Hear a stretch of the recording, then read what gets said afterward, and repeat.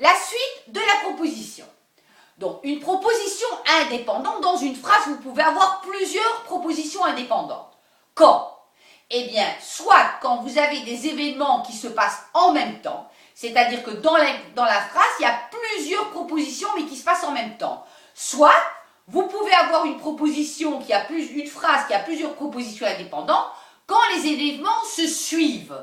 Donc, c'est deux manières d'avoir que quand il y a une phrase, vous avez des propositions, plusieurs propositions. Donc, dans le premier temps, on a les propositions indépendantes qui se passent en même temps. Donc, je vais prendre un exemple. Le tonnerre gronde.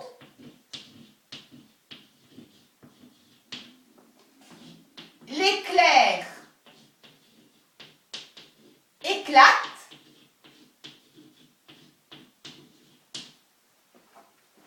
Et enfin,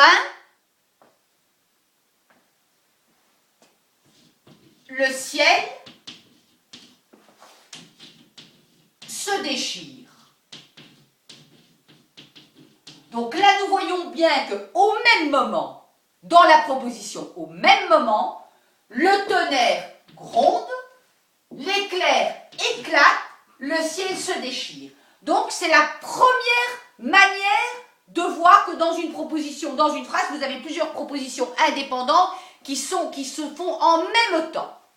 Et l'autre exemple, donc c'est-à-dire le deuxième exemple, les propositions indépendantes peuvent se suivre. Pourquoi? Parce qu'on explique que les choses se suivent. Et on va prendre l'exemple.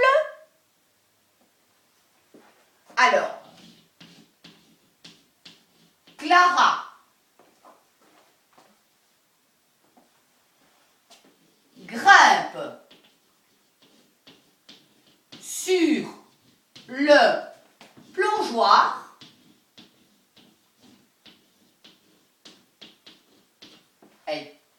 C'est la première chose qu'elle fait, elle grimpe sur le plongeoir. La deuxième chose, prend la position du plongeur. Donc c'est une deuxième proposition qui suit la première, donc parce que d'abord elle grimpe sur le plongeoir et puis elle prend la position du plongeur. Et au signal, donc après, s'élance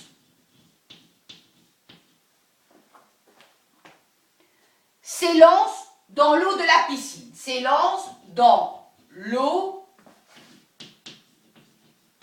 de la piscine. Donc voilà une phrase où Clara grimpe en un sur le plongeoir.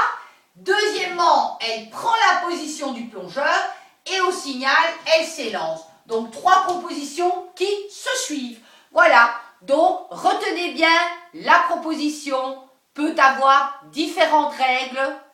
De 1, les événements se passent en même temps ou bien elles se suivent. Bonne proposition.